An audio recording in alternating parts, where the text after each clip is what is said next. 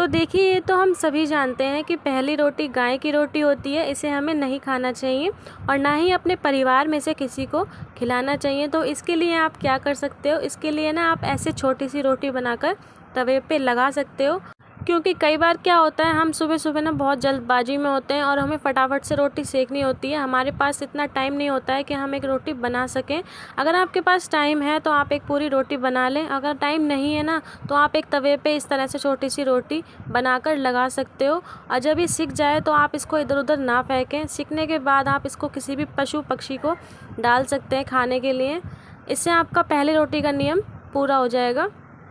तो लास्ट की रोटी में आपको क्या करना है, इसका नियम भी मैं आपको बता देती हूँ। अगर लास्ट की रोटी आपकी बच जाए तो आप उसको कुत्ते वगैरह को खिला सकते हैं, वरना आप इस तरह से चंदिया सी बना के, मतलब रोटी बना के तवे पे लगा सकते हैं और बाद में इसको किसी भी पशु पक्षी को उसी तरह से खिला सकते हैं। आप इसी तरह से जब पूड़ी वगैरह बनाएं ना तो उसमें भी इस तरह से कर सकते हो, शुरू में भी और लास्ट में भी। इससे आपका रोटी बनाने का पहला और लास्ट का नियम पूरा हो जाएगा।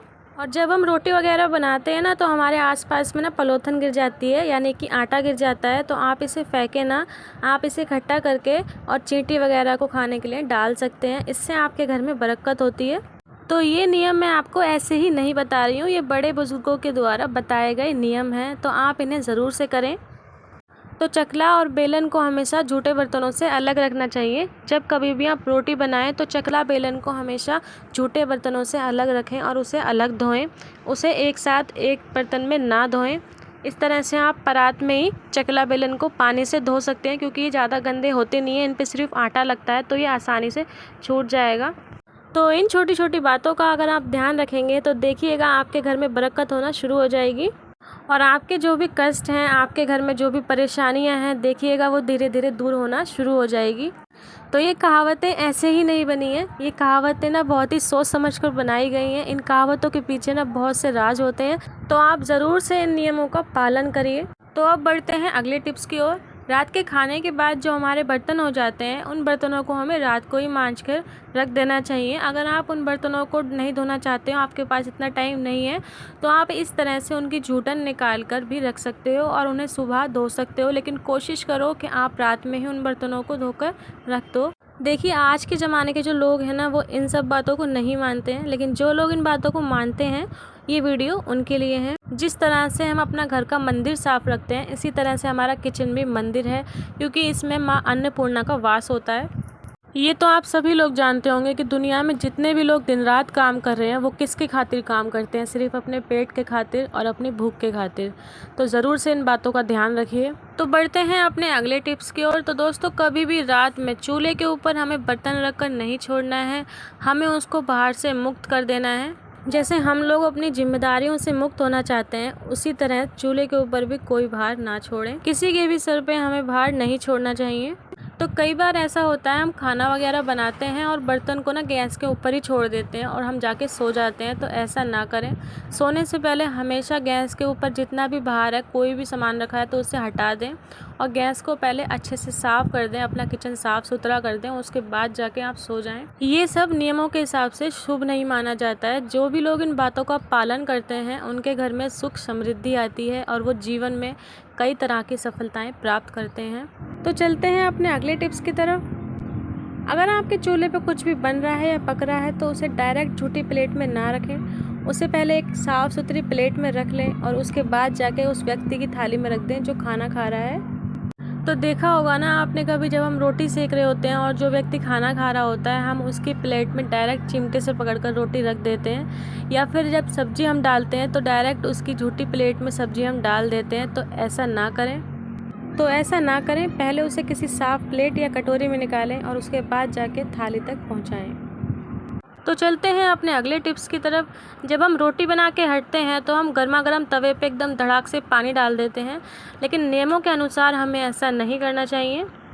तवा जब हमारा एकदम अच्छे से ठंडा हो जाए, उसके बाद ही हमें इस पर पानी डालना चाहिए। तो आप लोगों ने देखा होगा, जब हम गर्म तवे पे पानी डाल देते हैं तो उसमें एकदम छन से आवाज़ आती है। और वो आवाज़ मायके की तरफ वालों के लिए बिल्कुल भी शुभ नहीं बताई जाती है। जब तवा ठंडा हो जाए तो आप उसको अच्छे से पानी से मांज सकते हैं, लेकिन जब तवा गर्म रहता है तो आप उस पर पानी ना डालें। जो लोग इन नियमों का पालन कर रहे होंगे वो अच्छे से समझ रहे होंगे कि मैं क्या कह रही हूँ, तो ज़रूर से इन सभी चीज़ों को अपनी ज़िंदगी का हिस्सा बनाइए। तो चलते हैं अपने अगले टिप्स की तरफ। आटे के ऊपर अपने उंगलियों के निशान ज़रूर छोड़ने चाहिए। ऐसा आपने देखा भी होगा अपने घरों में, जब घर की महिलाएं आटा गूंथती हैं तो उसके ऊपर अपनी उंगलियों के निशान ज़रूर से छोड़ती हैं। हिंदुओं में पूर्वजों एवं मित्र आत्माओं को संतुष्ट करने के लिए पिंडदान की विधि बताई गई है। पिंडदान के लिए जो आटे की लोई बनाई जाती थी वो बिल्कुल गोल होती थी और उसे पिंड कहा जाता था, और ये माना जाता था कि पूर्वज किसी न किसी रूप में आकर उसे ग्रहण करते हैं। और बहुत सारी महिलाएं पहले कुत्ते के लिए रोटी निकालती थी और गाय के लिए रोटी निकालती थी, और पूर्वज जो होते हैं उनके लिए भी एक पिंड निकालती थी। तो इससे पता रहता था कि वो रोटी पिंड नहीं है, इंसानों के लिए है। जब हम उंगलियों से आटे पर इस तरह से निशान बना देते थे ना, तो उससे पता चल जाता था कि ये आटा पिंड नहीं है, ये इंसानों के लिए है। तो ये एक प्राचीन मान्यता है। बहुत से लोग इसे नहीं मानते हैं, लेकिन अब भी आपको बहुत से घर ऐसे मिल जाएंगे जहाँ पर इस तरह से आटे पर हाथ के निशान छोड़े जाते हैं। खैर, ये मानना या ना मानना आपके हाथों में है। मुझे जो ठीक लगा मैंने वो आपको जानकारी दे दी। अगर आपके घर में बड़े बुज़ुर्ग हैं तो आप उनसे इस बारे में बात करना, वो आपको ज़्यादा अच्छे से समझा देंगे इस बात के बारे में। तो चलते हैं अपने अगले टिप्स की तरफ। चूल्हे का उपवास हमें कभी भी नहीं कराना चाहिए। चूल्हे का उपवास कब होता है ये बात आप सभी लोग बहुत अच्छे से जानते होंगे। जब घर में कुछ अशुभ हो जाता है, कुछ बुरा हो जाता है, तब चूल्हे का उपवास रहता है। तो कभी ऐसा होता है हम बाहर चले जाते हैं रेस्टोरेंट वगैरह में खाना खाने, तो उस दिन चूल्हे पे कुछ भी ना बने और चूल्हे का उपवास हो जाए, तो उस दिन आप ये नियम कर सकते हो। आपको 2-4 चावल के दाने लेने हैं, ज़्यादा नहीं लेने, आपको 2-4 ले सकते हो। इससे आपका दूध भी नहीं फटेगा और ना ही ख़राब होगा। तो 2-4 दाने आप ले लें और उसे आपको दूध में डालना है। आप चाहें तो इसमें 1-2 दाने भी डाल सकते हैं, बस आपको नियम करना है। और मान लीजिए आपके घर में दूध भी नहीं है, तो ये नियम आप पानी के साथ भी कर सकते हैं। बस आपको नियम करना है, अपने चूल्हे का उपवास आपको नहीं कराना है। ये बहुत ही अशुभ माना जाता है। वीडियो अच्छी लगी हो तो वीडियो को लाइक शेयर ज़रूर करें। चैनल पर नए हों तो चैनल को सब्सक्राइब कर लें। Thank you for watching.